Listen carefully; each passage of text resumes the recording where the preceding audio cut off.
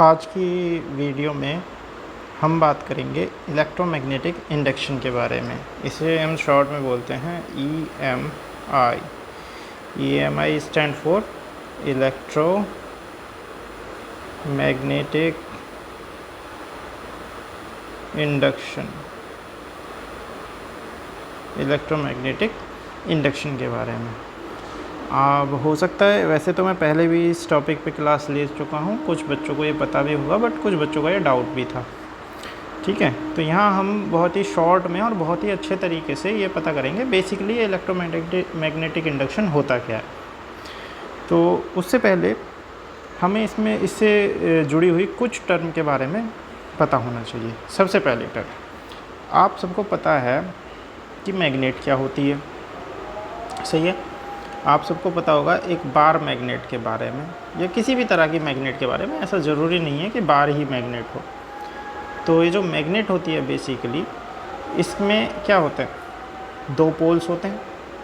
ठीक है, इसका जो एक पोल होता है वो क्या होता है, N पोल, और दूसरा पोल क्या होता है, S पोल। और हम सबको पता है कि जो मैग्नेटिक फील्ड लाइंस होती हैं वो कैसे मूव करती हैं, वो N पोल से निकलती हैं और S पोल की तरफ जाती हैं। ठीक है, तो किस तरह से बिहेव होगा इसका कि जो मैग्नेटिक फील्ड लाइंस होंगी वो बाहर की तरफ होंगी, कहाँ से, N से, सही है, इस तरह से। ठीक है, इसको थोड़ा ठीक तरह से बना देते हैं, इस तरह से बना देंगे। ठीक है, और S पर ये कैसी होंगी, अंदर की तरफ। ठीक है, इस तरह से। और ऐसा नहीं है कि ये इस तरह से होती है पूरा,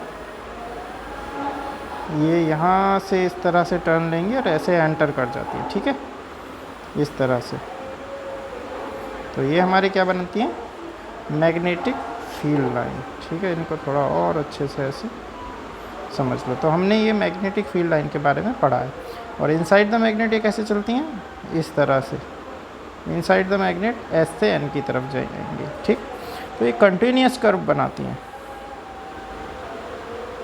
कंटिन्यूस कर्व बनाती हैं। कंटिन्यूस कर्व का मतलब ये ऐसा नहीं है N से स्टार्ट हुई और S पे जाके ख़त्म हो गई, ये इनसाइड द मैग्नेट भी मूव करेगी। तो ये बिल्कुल ऐसे क्लोज्ड लूप बनाती है, इस तरह से।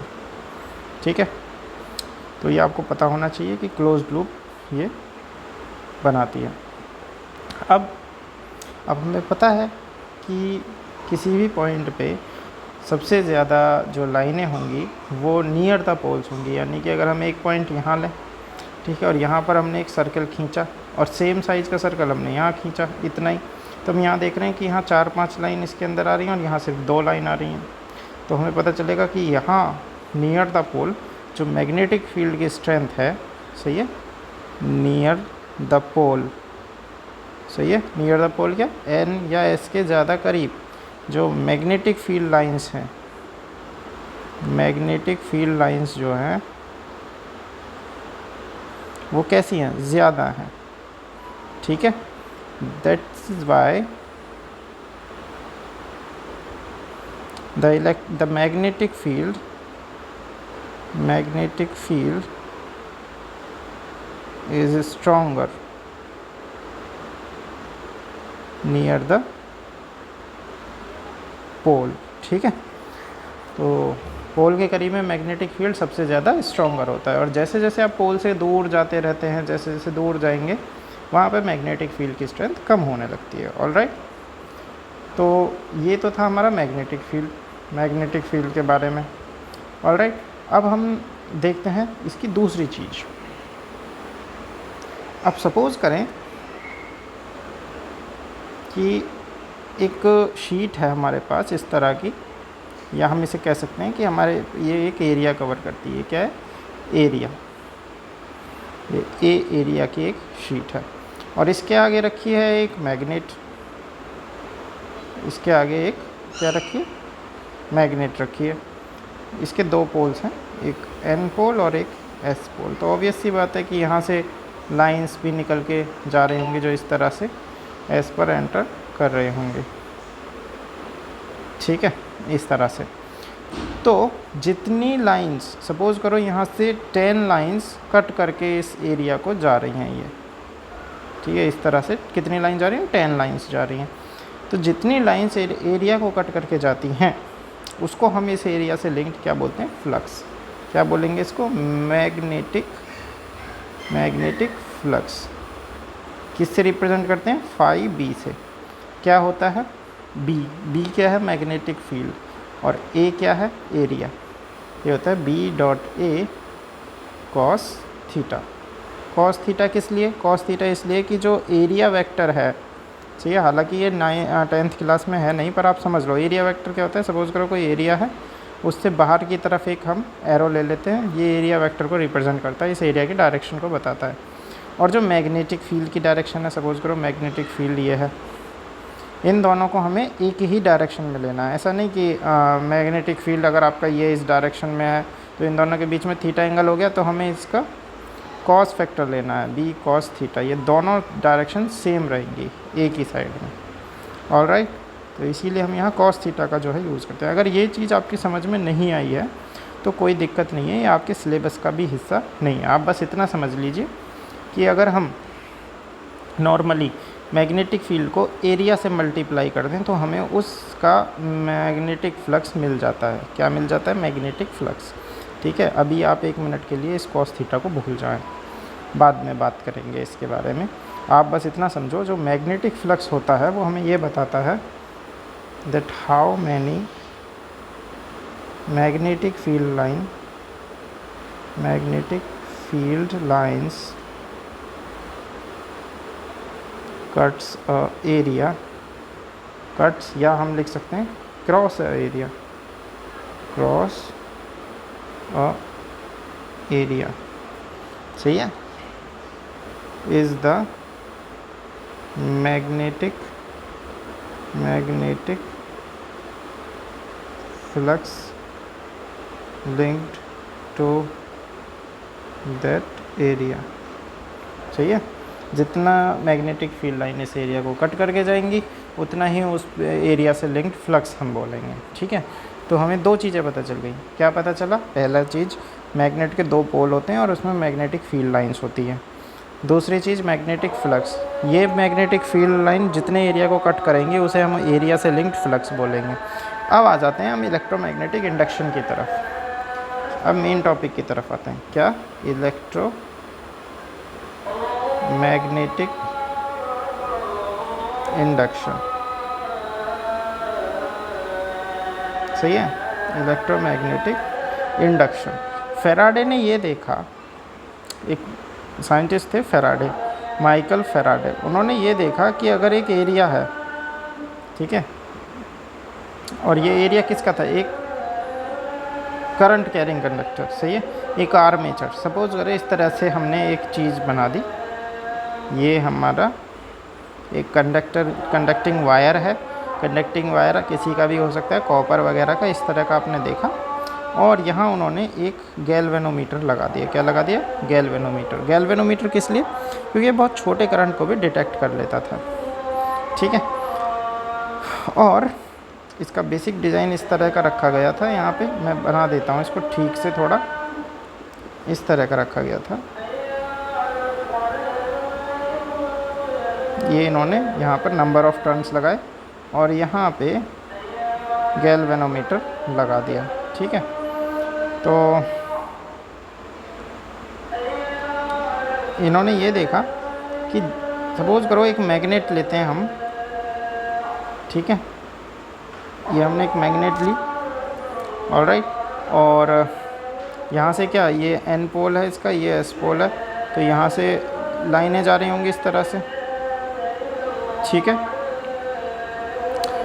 और ये जो यहाँ हम ये देख रहे हैं, ये एरिया है इसका, किसी भी आर्मेचर का। तो इन्होंने ये कहा, जब भी किसी करंट कैरिंग कंडक्टर से लिंक्ड फ्लक्स में चेंज होता है, या कभी भी किसी कंडक्टर के थ्रू लिंक्ड फ्लक्स में चेंज होगा, तो उस कंडक्टर के अंदर करंट जो है जनरेट हो जाएगा। सही है, या मान लें ये एक सर्किट है, और इस सर्किट से लिंक्ड फ्लक्स में जब भी चेंज होगा, इस सर्किट के अंदर एक ईएमएफ इंड्यूस्ड होगा। ईएमएफ यानी कि एक इलेक्ट्रोमोटिव फोर्स, आम भाषा में कहें तो पोटेंशियल, ठीक है, वो डेवलप होगा और इसका सर्किट के अंदर क्या है, करंट चलने लगेगा। क्या चलने लगेगा, करंट चलने लगेगा। तो इन्होंने देखा कि यहाँ पर हमने एक मैग्नेट रखी, ऑब्वियसली यहाँ पे सपोज करो यहाँ से और यहाँ पे अभी मैग्नेट से यहाँ से 3 लाइनें पास हो रही हैं इस एरिया से। ये जो आप लूप देख रहे हैं इस एरिया में से कितनी लाइनें पास हो रही हैं, 3, 1, 2 और 3। अब जैसे जैसे हम मैग्नेट को आगे की तरफ मूव करेंगे तो लाइनें ज़्यादा कट करेंगी, क्योंकि यहाँ पर लाइनें ज़्यादा हैं। जैसे जैसे आगे करेंगे तो लाइन चेंज होंगी। अब लाइन चेंज होंगी तो इससे लिंक्ड फ्लक्स भी चेंज होगा, क्योंकि फ्लक्स हमने पढ़ा है फाई भी कितना होता है, बी डॉट ए, ठीक है, इतना ही होता है। तो जैसे जैसे हम मैग्नेट को आगे मूव करेंगे वैसे वैसे इससे इस एक आर्मेचर से लिंक्ड फ्लक्स में भी चेंज होगा। और जब फ्लक्स में चेंज होगा तो उन्होंने ये देखा कि जब भी फ्लक्स में चेंज होता है इस सर्किट के अंदर करंट प्रोड्यूस होता है। और हमें कैसे पता चला कि जो गैल्वेनोमीटर था इसकी जो नीडल थी, ये जो पॉइंटर था, ये डिफ्लेक्ट करने लगा था, ठीक है। और ये कब तक होता रहता है, जब तक हम मैग्नेट को मूव करेंगे, ठीक है। तो इन्होंने क्या कहा, सही है, when the magnetic flux linked with a current carrying armature is changed, it develops an electromotive force through the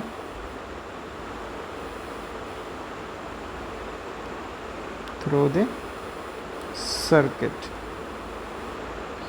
all right, circuit में एक इलेक्ट्रोमैग्नेटिक फोर्स जनरेट हो जाता है एंड एन इंड्यूस्ड करंट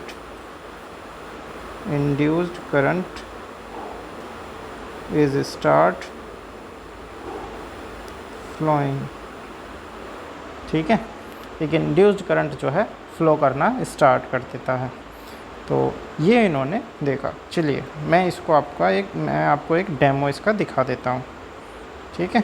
चलो देखते हैं।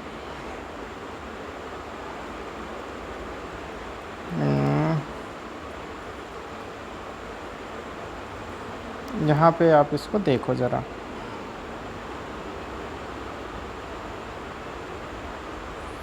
ठीक है। तो यहाँ का आप ये देखें कि ये हमारे पास एक आर्मेचर है, ये लूप्स हैं। तो ये जो है ये इसका पूरा एरिया है, ये जो सर्कल आप देख रहे हैं ये एरिया है, ठीक है। और इसको हमने एक सर्किट से कनेक्ट कर दिया जो एक बल्ब के थ्रू होता हुआ, और यहाँ पर हमारा वोल्ट मीटर के साथ जुड़ा हुआ है। ये हमारी आर्मेचर है, ये पूरे गोल, ठीक है। और यहाँ से ये एक वायर जा रहा है जो एक बल्ब के एक इलेक्ट्रोड से जुड़ा हुआ है, और यहाँ वोल्ट मीटर से कनेक्ट है, और दूसरे वाला भी इस तरह से। तो ये एक सर्किट कंप्लीट करता है। यहाँ हमारे पास मैग्नेट है। अब ये मैग्नेट की फील्ड लाइन भी हमें यहाँ दिख रही है। ये देखिए एन से बाहर की तरफ जा रही हैं और एस पर अंदर की तरफ जा रही हैं। अब जब भी हम यहाँ इस मैग्नेटिक फील्ड को लाके, मतलब ये मैग्नेट को हम यहाँ लेके आते हैं, अब ये देखिए कितनी लाइनें कट कर रही हैं, 1 2 3 4, ऑलराइट। जैसे ही हम इसे आगे मूव करेंगे तो ये लाइनों की संख्या बढ़ती रहेगी। अब लाइनों की संख्या बढ़ेगी तो ये से लिंक्ड फ्लक्स जो है उसमें होगा चेंज। और अकॉर्डिंग टू फैराडे जब भी फ्लक्स में चेंज होगा हमारे इस सर्किट में क्या चलेगा, करंट, एक ईएमएफ डेवलप होगा, एक पोटेंशियल डेवलप होगा, जिसकी वजह से करंट पास होगा। तो देखिए, चलिए मैं इसे मूव करता हूँ, ठीक है।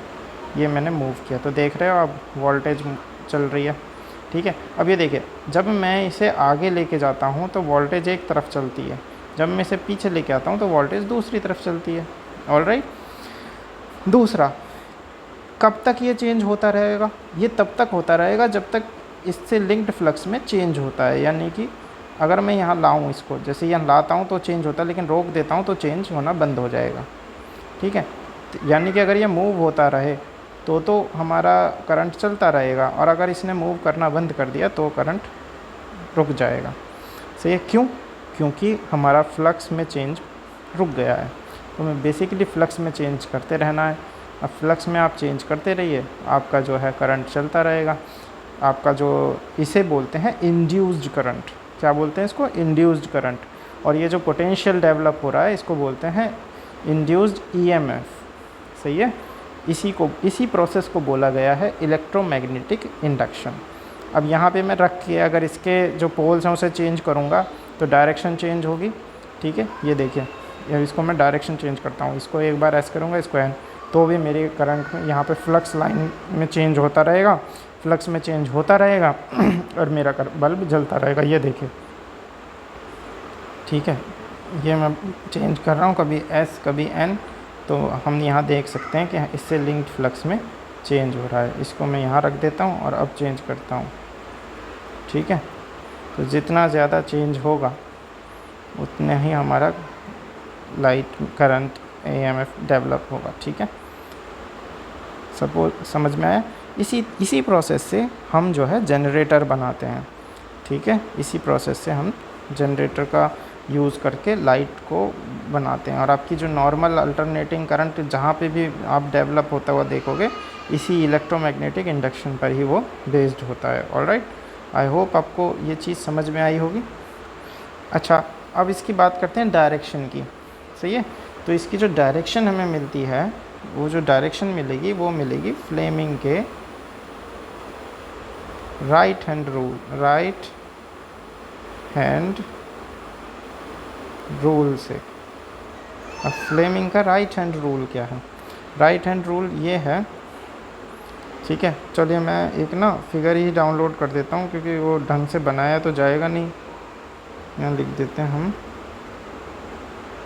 Fleming right hand rule. ठीक है, इमेज,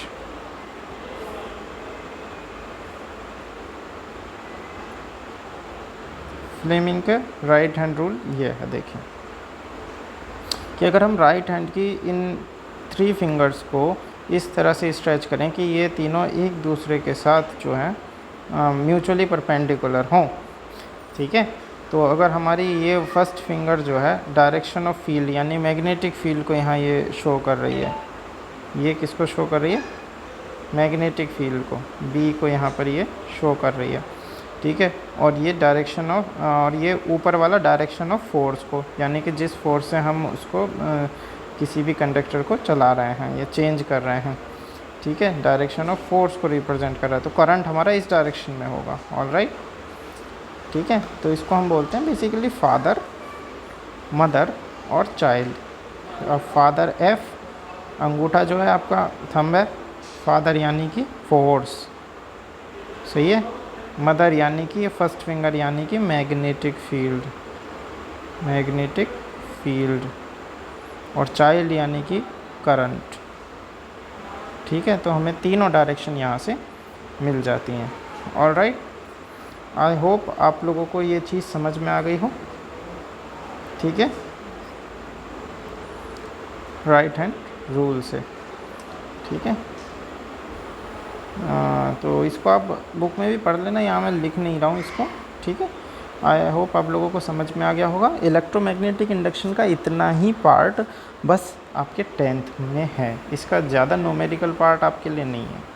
ठीक है, अगर आपके कोई भी डाउट हो तो मुझे आप मैसेज कर सकते हो, कोई इस पर बेस्ड न्यूमेरिकल्स वगैरह या कुछ भी हो वो आप मुझसे पूछ सकते हो।